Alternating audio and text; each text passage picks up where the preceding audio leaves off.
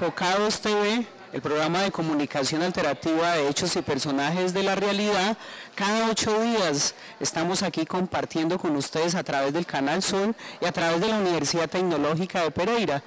Tenemos un invitado del cual nos place mucho presentar, no solo por las diversas reflexiones que ha derivado en múltiples libros, sino por las connotaciones, implicaciones de lo que ha dicho y ha reflexionado en el mundo contemporáneo. Se trata del doctor Reyes Mate, especializado en temas de víctima, violencia, la razón, estudiosos de pensadores y filósofos como Walter Benjamin, Habermas, entre otros, y está aquí con nosotros para hablar y compartir sus opiniones acerca también del conflicto armado que vivimos en Colombia y esa preocupación latente que tenemos los colombianos sobre las víctimas. Me acompaña también el maestro Leandro, a quien le damos la bienvenida. Maestro, aquí tenemos un invitado de lujo para empezar este programa. Harold, muy buenos días, a los televidentes también muy buenos días. Sí, efectivamente nos encontramos con el maestro Reyes Mate, uno de los pensadores, filósofos más importantes en España y en la Unión Europea. Hay que decir que el maestro fue secretario de Estado de Educación entre 1982 y 1986 en el primer gobierno de Felipe González. Además, pues es profesor del Consejo Superior de Investigación Científica, dirige 2 proyectos de investigación muy importantes que nos complace presentar a la teleaudiencia, uno en filosofía después del Holocausto y 2, cómo pensar en el español en este contexto, por supuesto, de memoria, de ética, de política, en el que el maestro Reyes Mates pues es un especialista. Bienvenidos a todos. Nos podríamos quedar presentando al maestro, pero sería un infortunio hacerlo porque lo que queremos es escucharlo. Doctor, bienvenido a este programa de Enfocados y quisiera preguntarle al respecto, usted que ha sido estudioso del tema de las víctimas, ¿qué opinión le merece el contexto actual nuestro, donde hay unas negociaciones en La Habana, donde hay una ley de víctimas, pero donde en términos prácticos nos vemos imposibilitados como sociedad para resolver el problema de las víctimas y de los conflictos, y dándole la bienvenida? Muchas gracias por la invitación. Sí. Víctimas ha habido siempre, pero eran invisibles. La historia se ha construido sobre víctimas, pero eran invisibles en el sentido de que eran insignificantes. Nadie lo daba importancia porque se entendía que era el precio que había que pagar por algo, por el progreso, por conquistar una meta determinada. Eso ha cambiado, afortunadamente las víctimas se han hecho visibles, de suerte que no se puede salir de un conflicto como el que ha padecido Colombia sin tenerlas en cuenta. Entonces, las víctimas se han convertido en el centro de gravedad de la solución racional y razonable al conflicto político que vive Colombia. Perfecto, maestro. En ese sentido, lo que lleva a cabo el proceso de paz, las FARC y el Estado, ¿qué opinión tiene usted al respecto de ese hecho que parte la historia de Colombia en este momento por tener una esperanza y sobre todo también muchas incertidumbres de qué vendrá después? El otro día pude leer en Madrid un artículo de una persona muy respetable, como es Shlomo Ben-Ami, que fue ministro de Asuntos Exteriores israelí. Había un artículo sobre la paz en Colombia y él hacía una recomendación que he visto que otros muchos, como el presidente de Uruguay también ha hecho, en el sentido de que hay que desvincular la paz de la justicia. Si queremos paz hay que pagar un precio, y el precio es el olvido. Me parece una tesis muy discutible. No puede haber paz sin justicia. Y cuando hablamos justicia nos referimos a justicia a las víctimas. Las víctimas han sido objeto de muchos daños. Las víctimas han sido víctimas de muchos agentes, como bien sabemos en Colombia. un futuro sin violencia, que es a lo que aspiramos, si queremos dar un contenido al concepto de paz, es precisamente un futuro sin violencia. Y eso solo es posible si tomamos muy en serio la violencia ocurrida. Es decir, si entendemos que no puede haber futuro sin violencia más que si reparamos los daños causados a las víctimas, si hacemos justicia a las víctimas, si nos tomamos en serio la violencia. Por eso no puede haber, yo creo, paz sin justicia. La justicia es una condición necesaria de una paz estable, porque la alternativa es terrible. Si resulta que conseguimos una paz sencillamente porque los violentos dejan las armas, ¿qué les impide volver a tomar las armas si resulta que basta dejar las armas para que todo se olvide? Eso es lo que las víctimas no permiten. Y esto es lo que debería saber toda la sociedad colombiana. No solo las víctimas, que lo saben muy bien, también los políticos y también los violentos. No es posible una paz sobre el olvido. Perfecto, maestro Leandro. Bien, maestro, en ese sentido usted nos habla de justicia cuando entendemos que la justicia hace parte precisamente de la resolución de unos conflictos, en particular en nuestro contexto colombiano.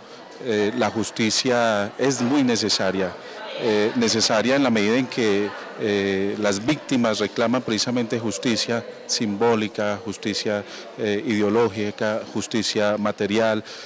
Es la reparación la que necesitamos en Colombia. En ese sentido también, maestro, quería preguntarle entonces, ¿cuál es la ética que le concierne a la justicia en este contexto latinoamericano? ¿Cuál es su consideración de ética en relación con la justicia y el conflicto que aquí tenemos en Colombia y en general en Latinoamérica, cuando Latinoamérica en los últimos tiempos ha presentado una tendencia más alta frente a sociedades precisamente socialistas, ¿no?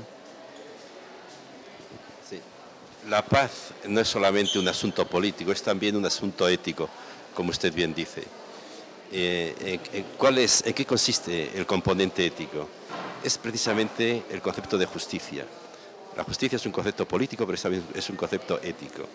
Y la justicia significa hacer justicia a las víctimas. Hay que acabar con la idea de que hacer justicia es castigar al culpable. Naturalmente que el culpable merece la sanción en que el Estado de Derecho establece, ¿no? Debe ser castigado. Pero lo que tenemos que entender es que ahí no para la justicia. La justicia es mucho más que castigar al culpable. La justicia es reparar los daños de las víctimas. Reparar los daños de las víctimas. Y a las víctimas se les hace dos tipos de daños.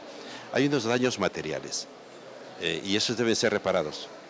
Yo creo que en eso la sociedad y la legislación colombiana está atenta. Reparar los daños de las víctimas materiales.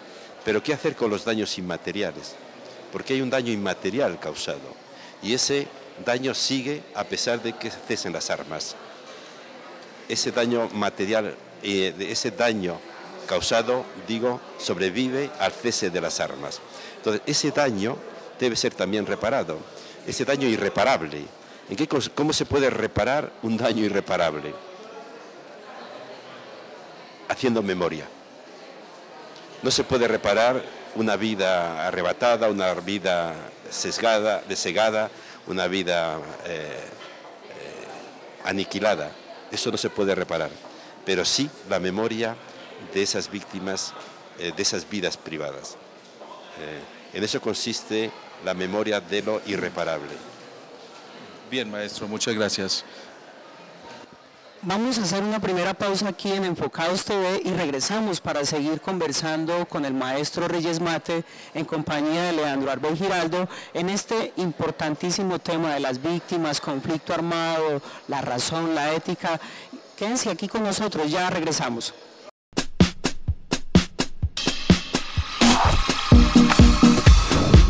Regresamos a nuestro programa de Enfocados y nuevamente con el maestro Reyes Mates. Maestro, en relación con lo que nos ha venido comentando sobre la memoria, entonces, ¿cuál es el deber de memoria que tenemos nosotros para sostener, resguardar esa relación con el conflicto armado en Colombia en los últimos 50 años. ¿Cuál es la consideración que usted tiene y cuál es la sugerencia para los colombianos? El deber de memoria es un concepto forjado tras la Segunda Guerra Europea, sobre todo a la vista de lo que ocurrió con el Holocausto judío. Ahí nace el deber de memoria. El deber de memoria no consiste en acordarse de lo mal que lo pasaron los judíos en aquel momento. El deber de memoria significa la obligación que tenemos las generaciones posteriores de repensar los grandes temas de nuestro tiempo a la luz de la experiencia de la barbarie, para que la barbarie no se repita y también para hacer justicia a las víctimas. Y por eso tenemos los filósofos, por ejemplo, en esta casa, tenemos la obligación en estas universidades de repensar la política, la ética, el arte, la verdad, la realidad, todo, la ciencia, repensarlo a la luz de la barbarie, a la luz de la experiencia de la barbarie, precisamente para alcanzar esos objetivos. En eso consiste el deber de memoria. Y eso aplicado a Colombia, ¿qué significa? Significa que Colombia, sobre todo los estamentos pensantes, la clase académica, pero también la clase política, pero empezando por la clase académica, que es el lugar del pensamiento, las universidades, tienen la obligación de repensar la situación actual colombiana, no haciendo abstracción de lo que ha ocurrido, sino precisamente partiendo de ello.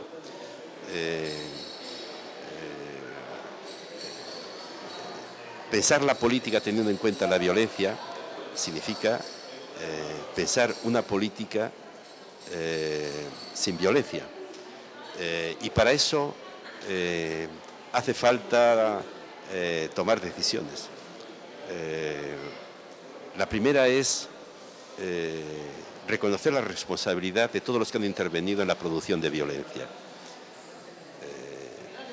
Y aquí hay mucha responsabilidad oculta que debe ser explicitada. No se puede pensar que la violencia solo incumbe a una parte de los dirigentes, ¿no?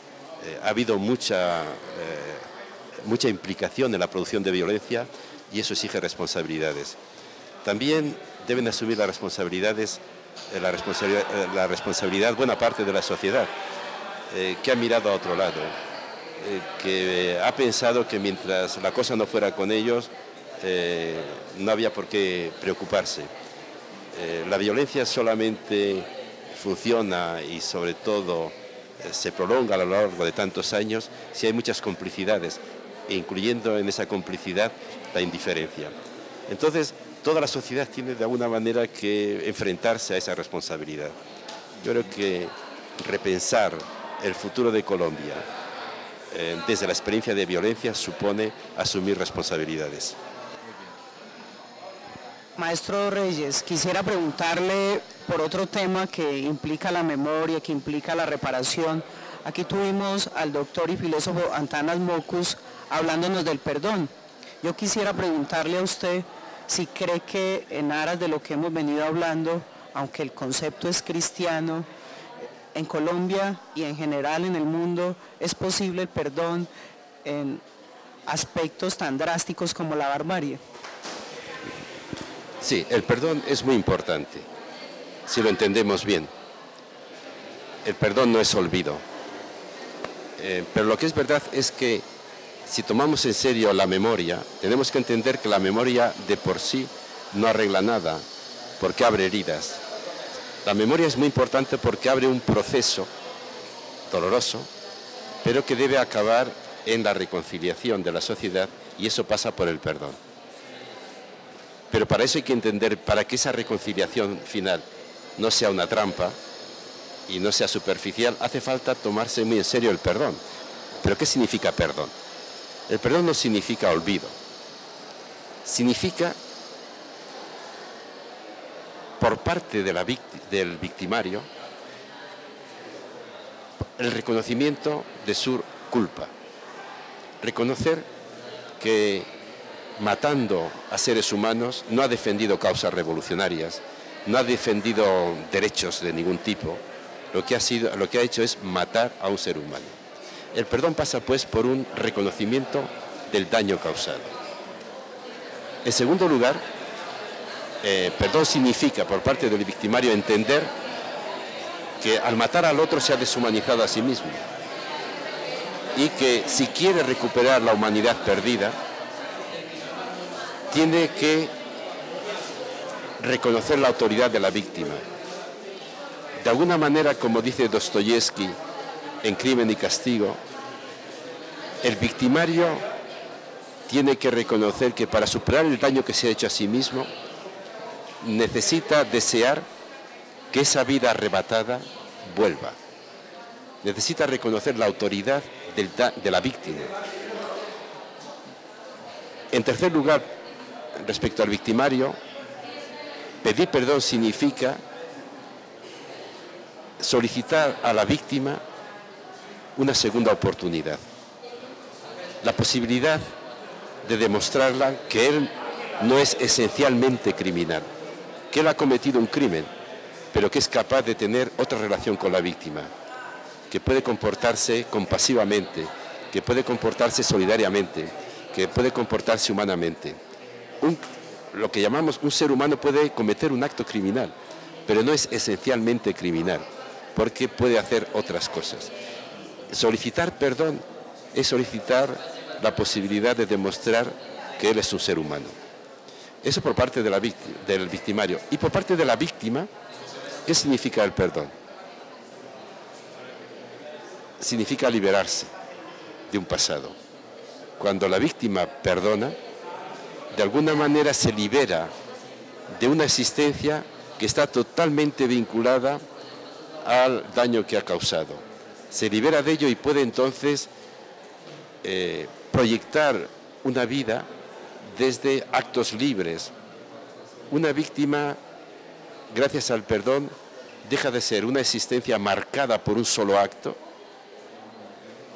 y tiene la posibilidad de un proyecto de vida determinado por los actos libres que ella quiera. Y por eso el perdón libera a la víctima y la solicitud del perdón permite al victimario recuperarle para la condición humana. Vamos a hacer un segundo corte aquí en Enfocados TV y regresamos en breve para hacer el cierre de este programa.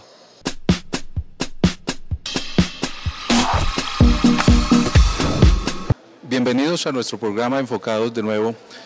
Nuevamente, maestro, y pensando en el concepto de memoria, con lo que usted ha terminado la anterior pregunta que el maestro Harold le ha realizado, y en sus múltiples conferencias y en su trabajo nos ha hablado de la memoria como algo que escapa a los expedientes o a los archivos de lo científico. En ese sentido, maestro, ¿cuál sería precisamente el sentido real de la memoria entonces para los contextos sociales donde los conflictos afloran, ¿no? Eso sería como para que nuestros televidentes finalmente comprendan el sentido de memoria y lo que nos concierne en nuestro país.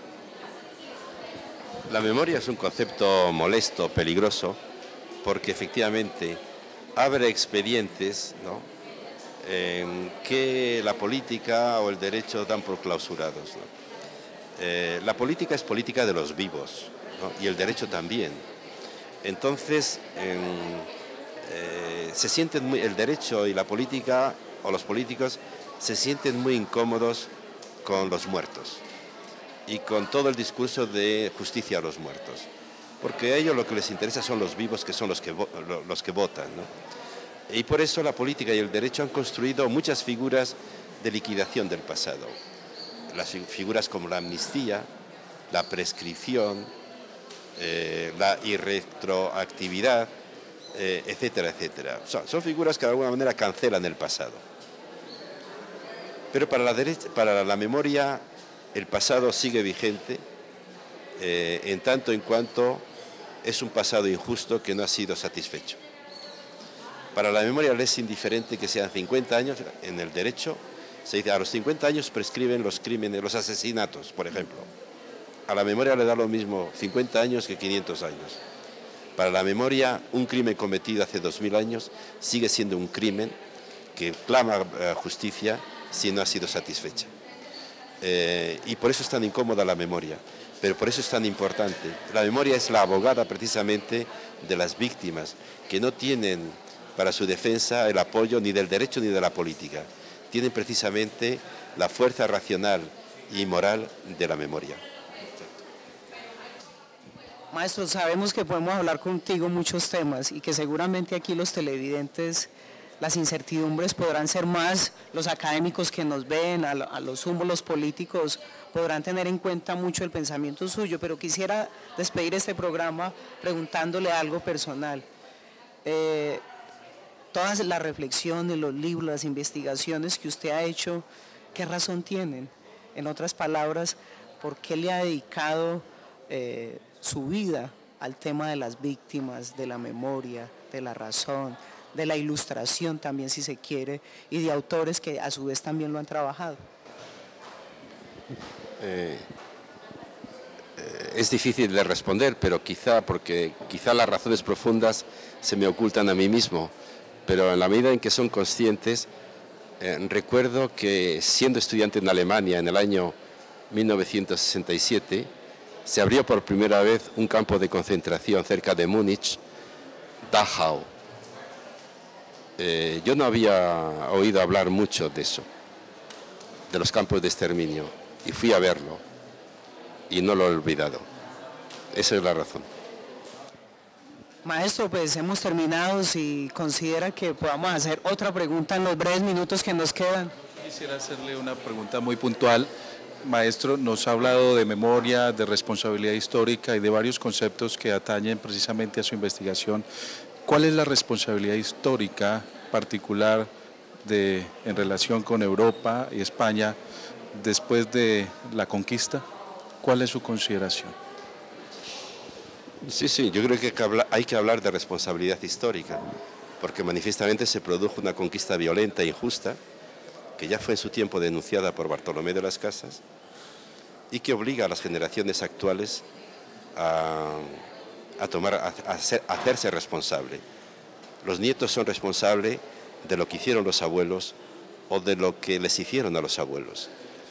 Y al hablar de abuelos, nietos, no me refiero solo a esa distancia generacional que va del abuelo al nieto, hablo de las generaciones presentes respecto a las generaciones pasadas. España tiene una responsabilidad histórica, como tienen también responsabilidad histórica los países que tuvieron colonias, los países que esclavizaron a los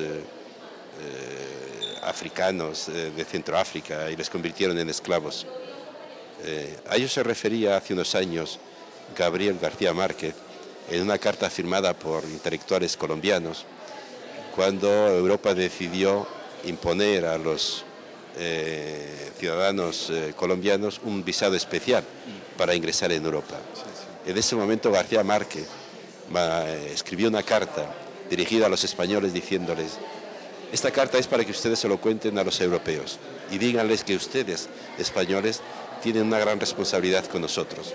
Nosotros fuimos sus sometidos, sus esclavos, y ustedes tienen una deuda que no han reparado. Me parece muy justo.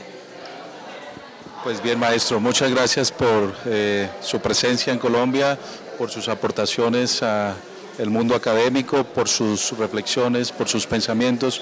Es un orgullo para nosotros tenerlo acá. Muy amable. Harold.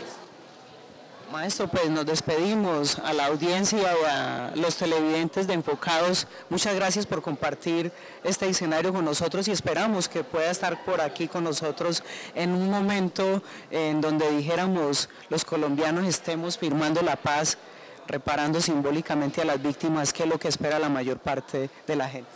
Amén. Amén.